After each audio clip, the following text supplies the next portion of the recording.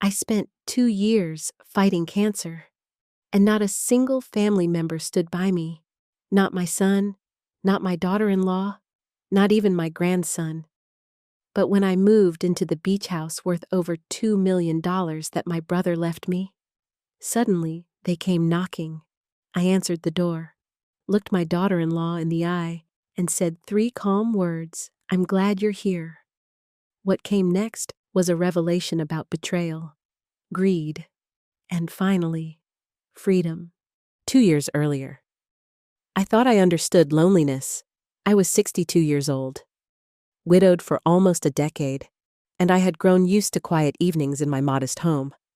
But the day the doctor told me I had stage 2 breast cancer, I learned what real isolation felt like. He spoke about treatment plans and survival rates, but all I could hear was the echo of silence because I knew no one was coming with me into that fight. I dialed my son Marcus as soon as I left the hospital, my hands shaking. He answered with irritation in his voice, complaining about meetings and asking me to text him instead. I couldn't even say the word cancer before he hung up. I sat in my car in the parking lot, tears streaming down my face, not because of the diagnosis, but because my only child couldn't spare 2 minutes for me.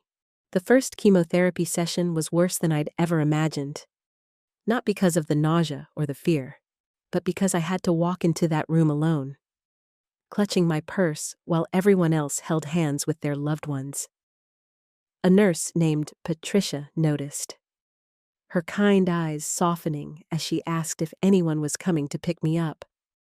I lied and said my ride was running late, then drove myself home later in a haze, gripping the steering wheel as if it were my lifeline. That night, I called again, hoping Marcus might finally listen. Ariella, his wife, answered when I told her I'd started chemotherapy.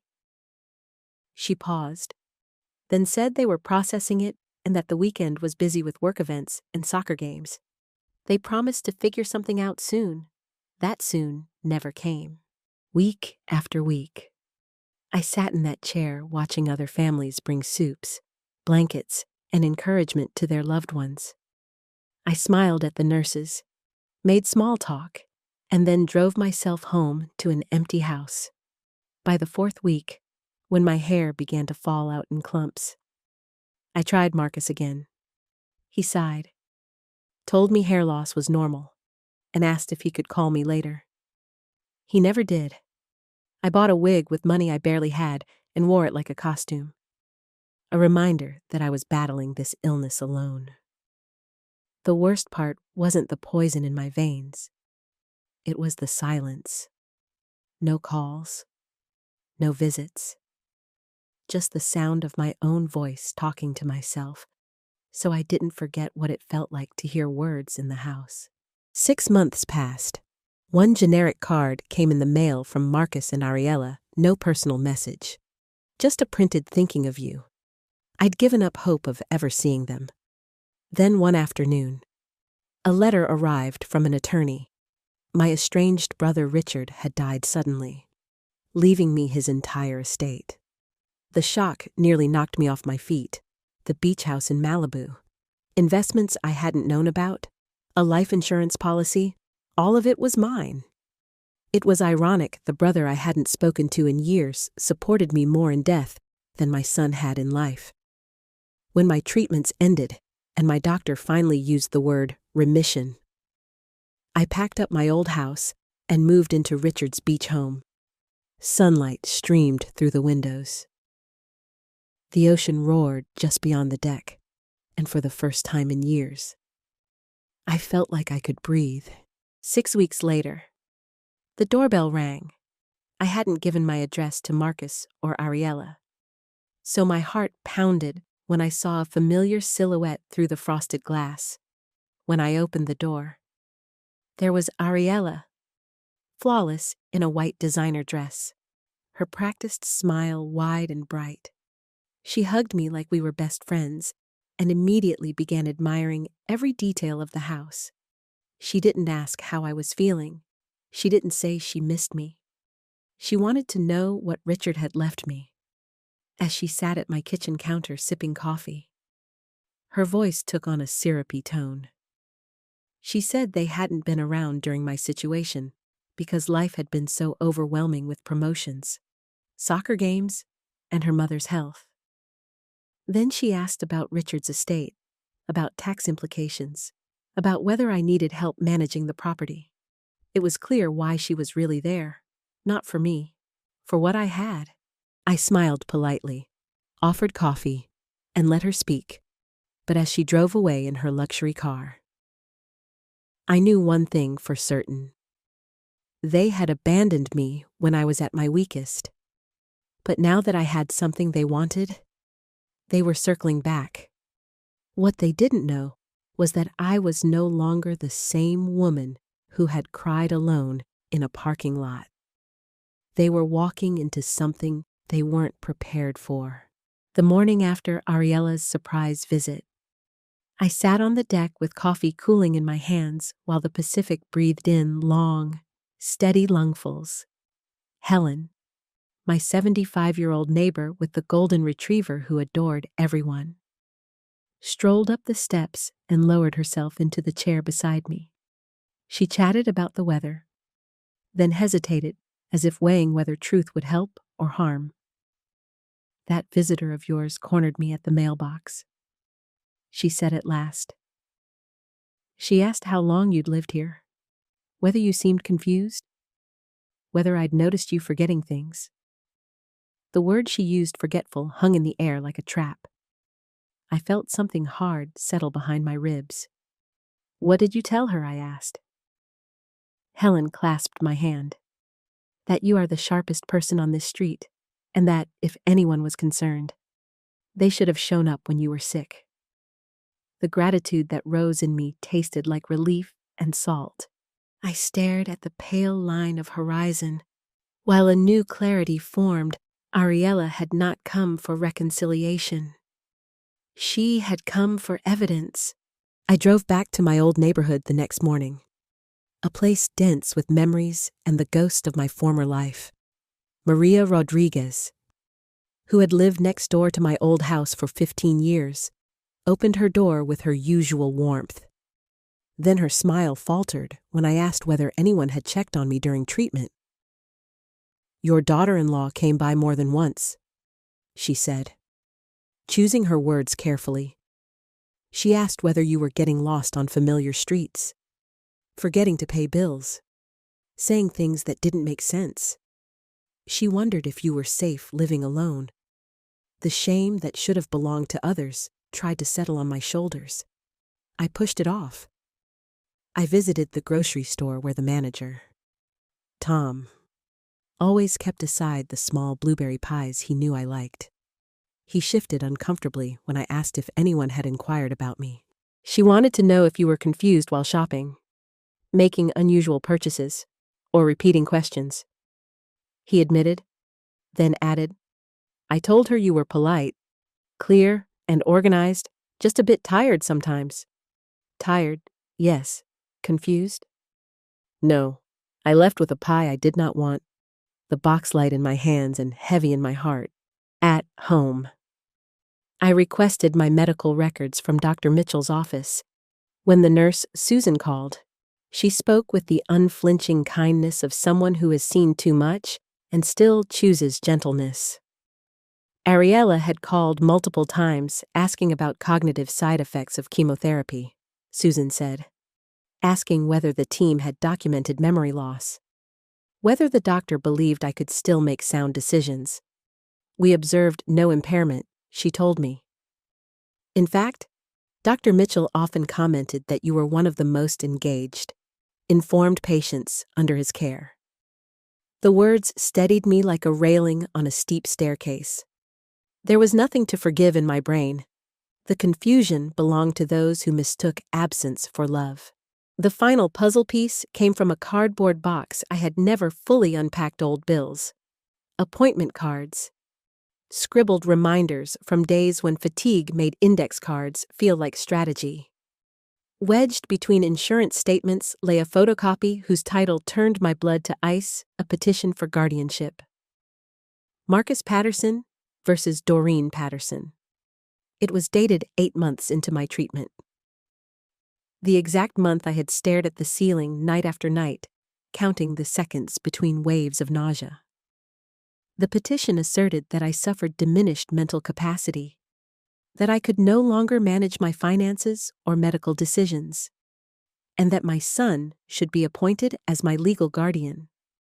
Affidavits from Ariella described imaginary incidents, unpaid bills, getting lost on familiar roads, paranoid talk about people conspiring against me.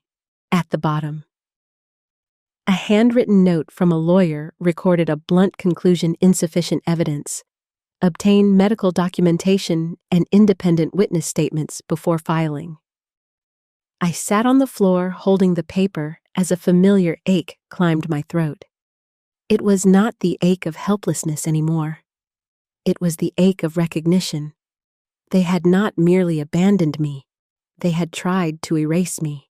When the phone rang, I almost let it go to voicemail. It was Marcus, his voice polished by caution.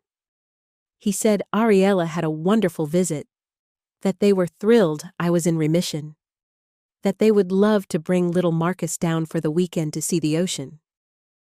His sentences sounded like pieces of a resume rather than the speech of a son. I told him that would be lovely. I wanted them to come.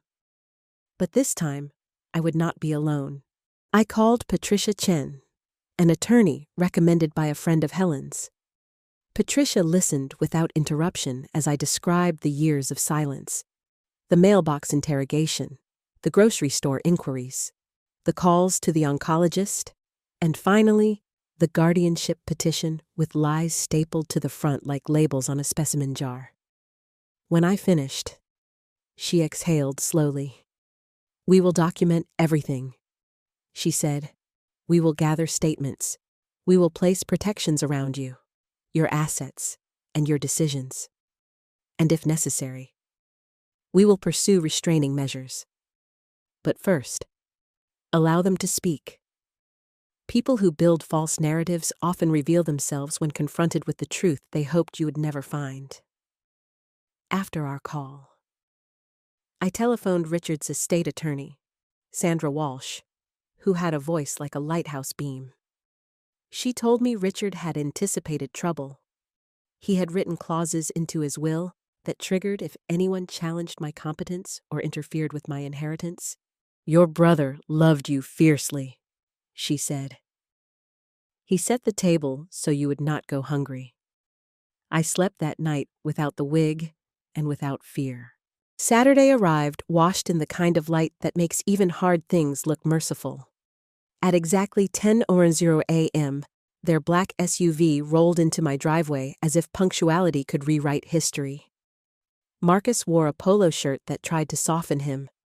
Ariella stepped out in powder blue, carrying the precise smile of a person who thinks mirrors are a kind of truth. Little Marcus's hand dangled in hers, his eyes skimming the view like a boy searching for a map. I bent to greet him, told him he had grown tall, and meant it. We ate sandwiches and fruit in the kitchen, with the ocean moving like breath behind the glass. They talked vacations, promotions, and school achievements. Words arranged like flowers meant to distract from an empty vase. I listened, poured lemonade, and let silence do the work that words could not. On the deck, Ariella delivered her lines about concern how remote the house seemed, how dangerous life could be for someone at our age, how survivors face long-term complications. Marcus added phrases about planning and protection, about shared decision-making, about ensuring I had support systems in place. Each phrase trimmed to sound like love. I turned toward the ocean. Let the rhythm choose my reply. Then faced them and set a single folded document on the patio table between the lemonade rings. "I found this while unpacking," I said. Their gaze snapped to the paper. then to me, then back again, as if the page might vanish if they did not watch it breathe. The petition lay there in full daylight, every lie suddenly legible. "Would either of you like to explain?" I asked, and the wind held its breath. Marcus's face drained of color, his fingers twitching like he wanted to grab the document and make it disappear. Ariella's practiced smile faltered, leaving behind a pale mask stretched too tight. For a moment, neither spoke. Then Marcus cleared his throat. "Mom, that was just precautionary. The lawyer suggested it, in case your health declined." His words cracked on the word health. I leaned forward. My voice even. Interesting. Because this petition doesn't talk about health. It talks about mental decline. It claims I couldn't pay my bills or find my way home, that I was paranoid. Those are lies. Ariella finally spoke, her voice soft and trembling, as if vulnerability could rewrite history. "Doreen, you're taking it the wrong way. We were only trying to protect you. We were scared. Cancer is terrifying, and I cut her off. Protect me by questioning my neighbors, my doctors, my grocery store manager, by writing sworn statements that I was losing my mind. That isn't protection. That's betrayal." For once, silence fell between us without their ability to fill it. They looked like children caught with stolen goods. I folded the petition carefully, slid it back into my pocket, and let them sit with their guilt.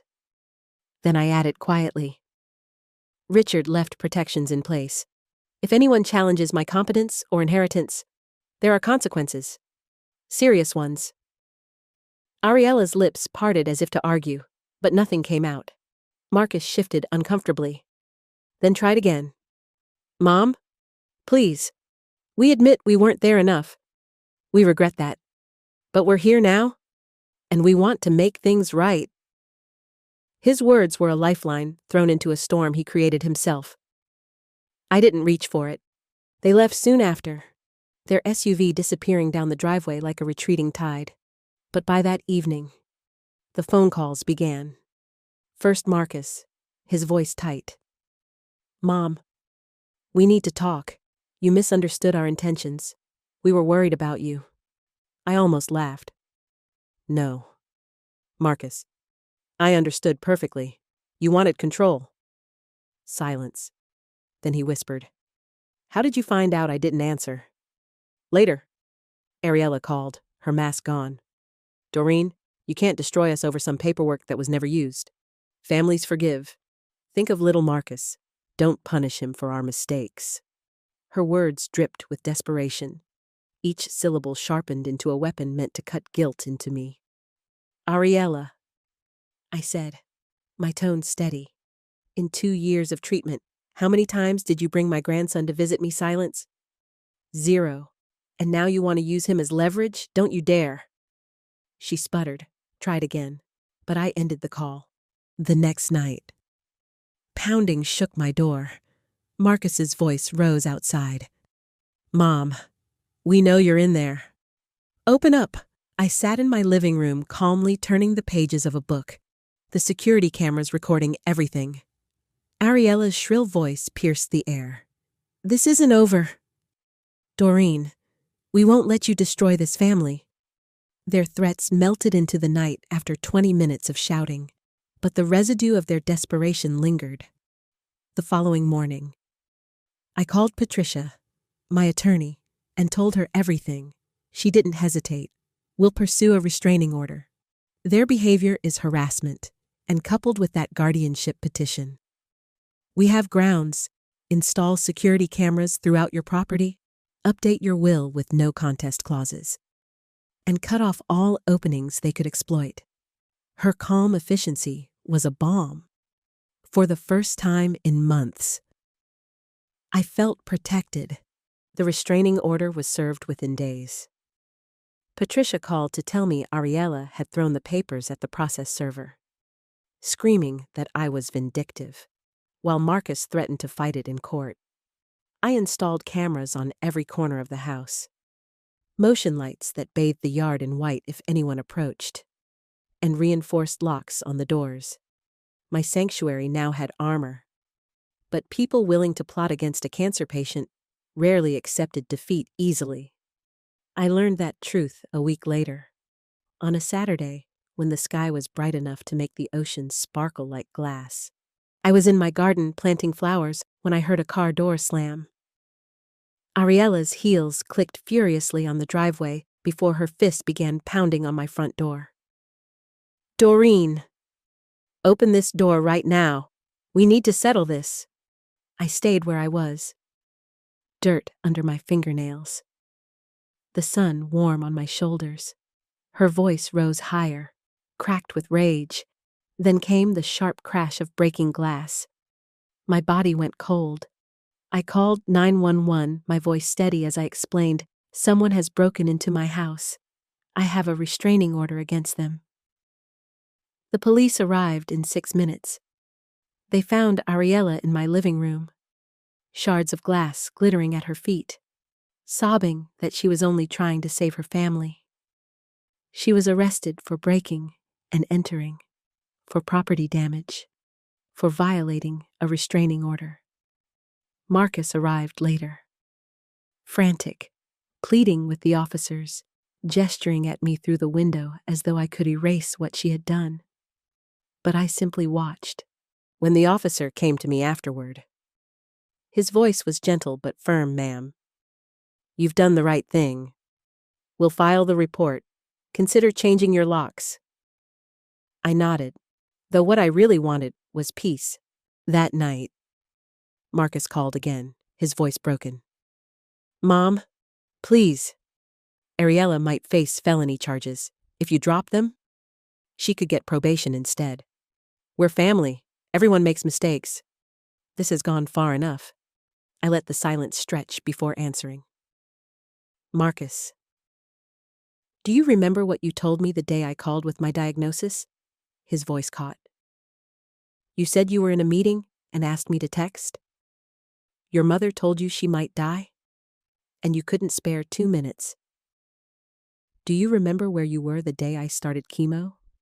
His breath hitched. "At your son's soccer game." "Yes. And now you want me to save your wife from the consequences of her own actions. Family doesn't mean what you think it does. Some things can't be fixed." He begged again, voice shaking. But I hung up. The ocean outside roared steady and merciless, a rhythm older than any of us. 6 months passed after Ariella's arrest, each day carrying me further from the storm of their schemes. I built a new rhythm in my Malibu home, one stitched together with quiet rituals that felt like freedom. Mornings began with coffee on the deck, the Pacific unrolling in endless shades of blue. Helen, my neighbor, often joined me with her golden retriever buddy, bringing laughter and warmth where silence had once lived. I joined a pottery class, signed up for a local book club, and volunteered at the animal shelter.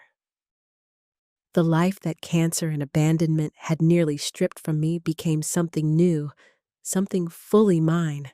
My 63rd birthday arrived quietly. I had forgotten it altogether until Helen appeared on my deck with a small wrapped box. Inside was a ceramic bird, glazed in blues and greens that mirrored the ocean. "I made it in class," she said with a smile. "The instructor told me to give it to someone who brings me joy." I felt tears rise. For decades, birthdays had been about obligatory phone calls, forced dinners, gifts that carried more duty than thought. But this gift, simple and heartfelt, reminded me that sometimes strangers become the family life had denied us. Helen had known me for 8 months, yet she had shown me more kindness than Marcus and Ariella had in 20 years. News of Marcus and Ariella still reached me, carried by neighbors from my old community. One afternoon, I drove past my former home and saw a foreclosure sign planted in the lawn. The house looking hollow and forgotten. Mrs. Rodriguez told me they had lost it 3 months earlier after Marcus lost his job. His company didn't want the scandal? She whispered. After all that trouble with the police?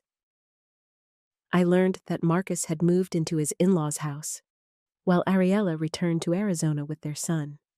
They had separated, their marriage undone by the greed and betrayal they thought they had concealed. Their life of suburban stability had collapsed, leaving behind rubble of their own making. The hardest part to reconcile was little Marcus. He had been innocent in all of this, a boy caught in the undertow of adults' choices. One evening, my phone rang from an unknown number. Against my better judgment, I answered. Grandma Doreen. The voice was small, hesitant. My chest tightened. Sweetheart, how did you get this number? I found it in Dad's phone. He whispered. Is it true we can't see you anymore? Dad says you're angry. Mom says you never really loved us. The cruelty of those words shattered me more than any betrayal. Listen to me carefully, I said, fighting tears. I love you very much. Always have. Always will. The problems between me and your parents are not your fault. His next question was a dagger.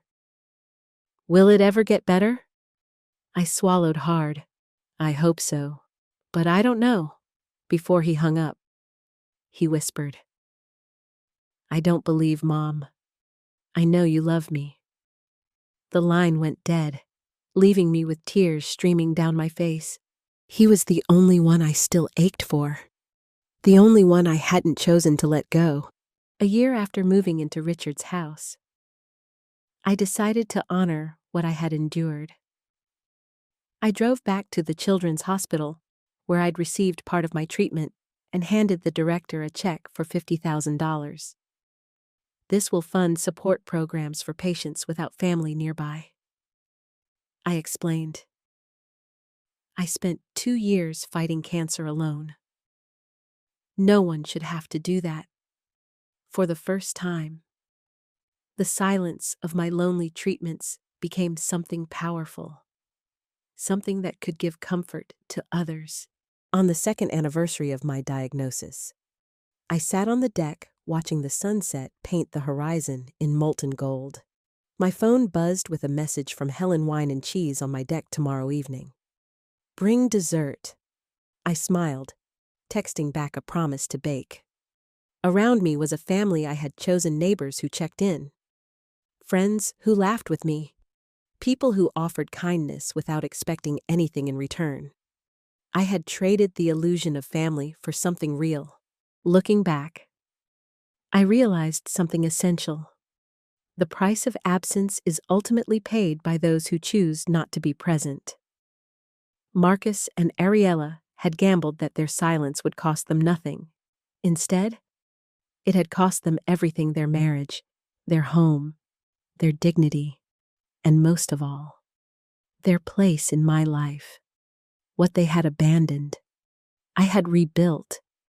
I had gained peace, purpose, and the strength to say no to people who believed love was conditional.